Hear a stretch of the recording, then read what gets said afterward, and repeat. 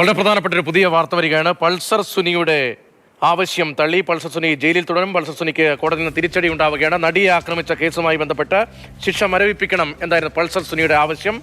ഇപ്പോൾ ഹൈക്കോടതി പൾസർ സുനിയുടെ ആവശ്യം തള്ളുന്നു. നടിയെ ആക്രമിച്ച കേസുമായി ബന്ധപ്പെട്ട് വളരെ പ്രധാനപ്പെട്ട ഒരു വാർത്തയാണ് ഇപ്പോൾ ഹൈക്കോടതിയിൽ നിന്ന് വരുന്നത്. പൾസർ സുനി മുഖ്യപ്രതി. പൾസർ സുനിക്ക് ശിക്ഷ മരവിപ്പിക്കണം എന്ന പൾസർ സുനിയുടെ ആവശ്യം കോടതി പരിഗണിക്കുന്നില്ല. പൾസർ സുനിക്ക് തിരിച്ചടിയാണ്, ജയിലിൽ തന്നെ തുടരേണ്ടി വരും. ഈ ആവശ്യം ഹൈക്കോടതി തള്ളിയിരിക്കുകയാണ്. നടിയെ ആക്രമിച്ച കേസുമായി ബന്ധപ്പെട്ട് പൾസർ സുനിയുടെ പങ്ക് നേരത്തെ വ്യക്തമായിരുന്നു. കുറ്റപത്രത്തിൽ അക്കാര്യം അന്വേഷണത്തിന്റെ ഭാഗമായി വ്യക്തമാക്കപ്പെട്ടതാണ്. പിന്നീട് കോടതി ഉത്തരവിന്റെ ഭാഗമായും പൾസർ സുനിയുടെ പങ്ക് വ്യക്തമാക്കപ്പെട്ടതാണ്. ഇപ്പോൾ പൾസർ സുനിയുടെ ആവശ്യം ശിക്ഷ മരവിപ്പിക്കണം എന്നതാണ്. പക്ഷേ പൾസർ സുനിയുടെ ആവശ്യം ഇപ്പോൾ തള്ളിയിരിക്കുകയാണ്.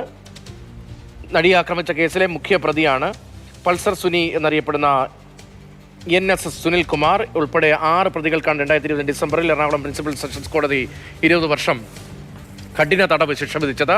ശിക്ഷ ഇളവ് വേണമെന്നാണ് ഇവരുടെയൊക്കെ ആവശ്യം. ബിനിലുണ്ട്. ബിനിൽ, വിവരങ്ങൾ.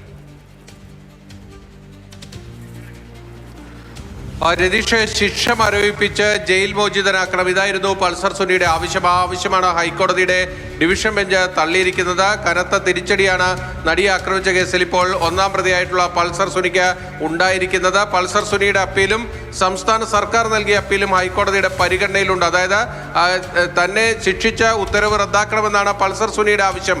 അതോടൊപ്പം തന്നെ 20 വർഷത്തെ ശിക്ഷയാണ് പൾസർ സുനി അടക്കം ഈ കൃത്യത്തിൽ നേരിട്ട് പങ്കെടുത്തവർക്ക് വിചാരണ കോടതി നൽകിയത്. ആ ശിക്ഷ ഉയർത്തണം എന്ന ആവശ്യമാണ് സർക്കാർ മുന്നോട്ട് വെച്ചിരിക്കുന്നത്. ഈ അപ്പീലിലൊന്നും തന്നെ ഇപ്പോൾ കോടതിയുടെ മുന്നിലേക്ക് എത്തിയിട്ടില്ല. അത് വിശദമായി വാദം കേൾക്കാനിരിക്കുന്നതേ ഉള്ളൂ.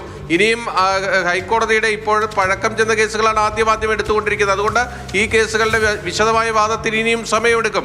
ആ സമയപരിധി നിലനിൽക്കുമ്പോൾ തനിക്ക് ശിക്ഷ മരവിപ്പിച്ച് ജാമ്യത്തിൽ പുറത്തിറങ്ങാൻ അനുവദിക്കണം എന്നതായിരുന്നു പൾസർ സുനി മുന്നോട്ട് വെച്ച ആവശ്യം. ആ ആവശ്യമാണ് ഇപ്പോൾ ഹൈക്കോടതി നിരാകരിച്ചിരിക്കുന്നത്. കാരണം കോടതി ഇതിന്റെ മെറിറ്റിലേക്ക് കടന്നിരിക്കുന്നു എന്ന് വേണമെങ്കിൽ മനസ്സിലാക്കേണ്ടിയിരിക്കുന്നു. കാരണം ഈ കേസിലെ പ്രധാന പ്രതിയായ പൾസർ സുനി ജയിലിൽ നിന്ന് പുറത്തിറങ്ങിയാൽ ഈ കൃത്യത്തിലെ പ്രധാനപ്പെട്ട ദൃശ്യങ്ങളടക്കം പുറത്തു പോകാനുള്ള സാധ്യതയുണ്ട്.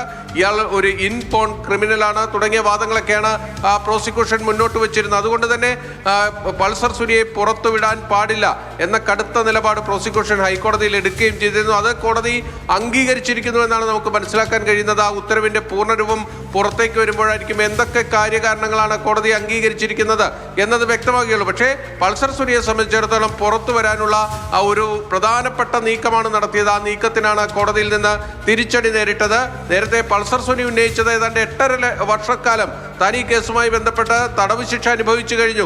അതുകൊണ്ട് തന്നെ ഇനി തന്നെ ഇപ്പോൾ വിചാരണ കോടതി വിധിച്ചിരിക്കുന്ന ശിക്ഷയുടെ ഒരു നല്ലൊരു പങ്ക് താൻ പൂർത്തീകരിച്ചത് കൊണ്ട് തനിക്ക് ജാമ്യം അനുവദിക്കണം, താൻ ജാമ്യത്തിൽ പുറത്തു നിന്നാൽ ഈ അപ്പീലിനെ ബാധിക്കില്ല തുടങ്ങിയ വാദങ്ങളൊക്കെയാണ് പൾസർ സുനി മുന്നോട്ട് വെച്ചത്. പക്ഷേ ഹൈക്കോടതി ഡിവിഷൻ ബെഞ്ച് അതൊന്നും തന്നെ അംഗീകരിച്ചിട്ടില്ല. ജസ്റ്റിസുമാരായ രാജ വിജയരാഘവനും KV ജയകുമാറും അടങ്ങിയ ഡിവിഷൻ ബെഞ്ചാണ് ഇതിൽ വാദം കേട്ട ഇപ്പോൾ വളരെ പ്രധാനപ്പെട്ട വിധി പ്രസ്താവത്തിലേക്ക് വന്നിരിക്കുന്നത്. പൾസർ സുനിക്ക് ഇടക്കാല ജാമ്യമില്ല, ശിക്ഷ മരവിപ്പിക്കാൻ കോടതി ഉദ്ദേശിക്കുന്നില്ല.